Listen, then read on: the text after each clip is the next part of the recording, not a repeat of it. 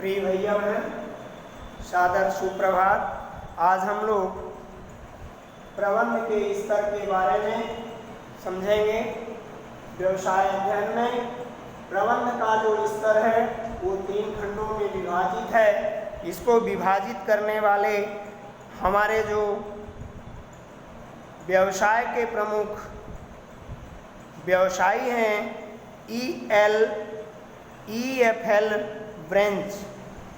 EFL branch ने इसे 3 भागों में विभाजित किया है, जो उच्च स्तरीय प्रबंध, मध्यम स्तरीय प्रबंध, निम्न स्तरीय प्रबंध के अंतर्गत आते हैं। ये उच्च स्तरीय प्रबंध में संचालक मंडल, चेयरमैन और मुख्य कार्यकारी अधिकारी आते हैं। ये किसी भी उपक्रम में उच्च स्तरीय प्रबंध का महत्वपूर्ण स्थान होता है, जो उद्देश्यों एवं नीतियों का निर्धारण करता है। प्रबंध के इस स्तर में संचालक मंडल, मुख्य कार्यकारी अधिकारी, चेयरमैन आदि सम्मिलित रहते हैं। मुख्य कार्यकारी अधिकारी को यानी CEO तथा को प्रबंधक संचालक, मैनेजिंग डायरेक्टर या मुख्य प्रबंधक, जनरल मैनेजर आदि के नाम से भी हम इसको जानते हैं। स्तरीय प्रबंध के पास समस्त प्रबंधकीय अधिकार होते हैं। CEO, जिसे मुख्य अधिशासी भी कहा जाता है, का मुख्य कार्य संचालक मंडल द्वारा जारी दिशा निर्देश एवं नीतियों का पालन करवाना होता है। उपक्रम में संचालित होने वाली समस्त गतिविधियां CEO पर ही केंद्रित होती हैं। यह संचालक मंडल तथा अन्य अधिकारियों के मध्य एक कड़ी का कार्य करता है। इसके कार्यों में उपक्रम में कार्यरत समस्त कर्मचारियों में समन्वय बनाए रखना, अधीनस्थों के मुख्य कर्तव्यों एवं अधिकारों का बंटवारा करना और कर्मचारियों को सदैव प्रेरित करते रहना आदि शामिल रहते हैं। इसके प्रमुख कार्य जो हैं, उद्देश्यों का निर्धारण करना, नीति बनाना, संसाधनों की व्यवस्था करना, कार्य का निष्पादन करना, अधिकारों व उत्तरदायित्वों का बंटवारा करना, वित्तीय नीति या बजट को पारित करना, ये उच्च स्तरीय प्रबंध के प्रमुख कार्य होते हैं। मध्यम स्तरीय प्रबंध जो है, यह विभिन्न विभागाध्यक्ष एवं उप विभागाध्यक्ष या शाखा प्रबंधक आते हैं। इसमें मध्यम स्तरीय प्रबंधक, उच्च स्तरीय प्रबंधक तथा निम्न स्तरीय प्रबंधक का दोनों को जोड़ने का काम ये मध्यम स्तरीय प्रबंध करता है।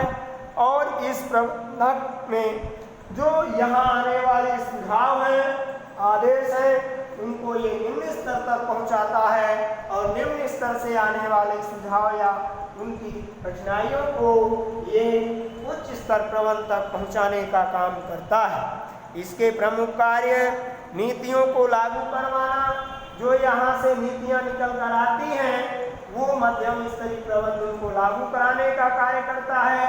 नीति चूंकि ये उच्च स्तरीय प्रबंध बनाता है और उसको ये लागू करवाता है। सेवी वर्गीय संबंधी कार्य से विभिन्न विभागों में विभिन्न कर्मचारियों की आवश्यकता होती है। उन कर्मचारियों का भर्ती, चयन, प्रशिक्षण आदि की व्यवस्था करना ये मध्यम स्तरीय प्रबंध का काम होता है। निर्देश जारी करना, जो उनको यहाँ से आदेश प्राप्त होते हैं, उन आदेशों को यहाँ निर्देशित किया जाता है अपने अपने विभागों में और अपने अधीनस्थों को आवश्यक संसाधन भी उपलब्ध कराए जाते हैं। अभिप्रेरण संबंधी कार्य भी इसमें किया जाता है, क्योंकि जब प्रति संतुष्टि के लिए उन्हें अभिप्रेरित करें, विभिन्न जो अच्छे कार्य हैं उनको सम्मानित करें, अच्छे कार्यकर्ताओं को, और जो कार्य में कमी कर रहे हैं उनको दंडित करने का भी कार्य इसी प्रबंध को होता है। समन्वय स्थापित करना, अधिकारियों एवं कर्मचारियों के मध्य में समन्वय स्थापित, समानता का भाव बना रहे, आपसी तालमेल बना रहे, यह मध्यम स्तरीय प्रबंध का कार्य होता है। सूचनाओं का आदान प्रदान, अभी आपको हमने बताया कि उच्च स्तरीय प्रबंध से प्राप्त आदेशों को ये अपने विभाग में निर्देशित करता है, उनका सूचनाओं का आदान प्रदान करता है, सुझाव देता है और फिर समीक्षा करता है। जो हमने कार्य किया उसका क्या होया, क्या पाया, ये समीक्षा के अंतर्गत किया जाता है। हमने जो काम किया वो उसमें क्या कमियां रहीं, क्या अच्छाइयां रहीं, ये इसके अंतर्गत किया जाता है। और तीसरा है निम्न स्तरीय प्रबंध। इसके अंतर्गत कार्यालय प्रबंधक, पर्यवेक्षक, अधीक्षक और फोरमैन जैसे लोग आते हैं। ये प्रथम पंक्ति का प्रबंध होता है, क्योंकि इसमें गैर प्रबंधकीय कर्मचारी से सीधा संपर्क रखते हैं। प्रबंध के इस स्तर में मुख्यतः फोरमैन, पर्यवेक्षक या कार्यालय प्रमुख ये सब आते हैं। इन्हें यह देखना होता है कि कर्मचारी ने अपने कार्य को ठीक प्रकार से किया या नहीं। जो यहाँ से निर्देश मिला उस कार्य को इन्होंने ठीक प्रकार से किया कि नहीं किया, और इसको हमारे जो कर्मचारी लगे हुए हैं उनमें सही ढंग से कार्य को किया कि नहीं, और उसका लेखा करना, हिसाब रखना, कितना काम किया गया, कितना बाकी है, इसका निरीक्षण करना। और इसके प्रमुख कार्य के रूप में कर्मचारियों का उचित वातावरण तैयार, कर्मचारी जो हैं उनके बीच में आपसी तालमेल को स्थापित रखते हुए कार्य के प्रति उनमें रुझान जागृत हो, ऐसा वातावरण तैयार करना, ये निम्न स्तरीय प्रबंधन का कार्य होता है। कर्मचारी की समस्याओं को प्रेषित करना, अगर किसी कर्मचारी को किसी प्रकार की समस्या आ रही है तो उस समस्या को उच्च स्तरीय प्रबंध तक पहुंचाने का कार्य निम्न स्तरीय प्रबंध का होता है। कर्मचारियों को कार्य सौंपना, इसमें जो भी कर्मचारी लगे हुए हैं उनको क्या काम करना है, कैसे करना है, ये निम्न स्तरीय प्रबंध द्वारा बताया जाता है। कर्मचारियों की सुरक्षा को सुनिश्चित करना, अर्थात कर्मचारी जो लगे हुए हैं वो हमारे सुरक्षित रहें, उनको किसी भी प्रकार की हानि न हो, उनकी बीमा, वेतन और आदि सुरक्षा प्रदान करना, अच्छे मानवीय संबंध बनाए रखना।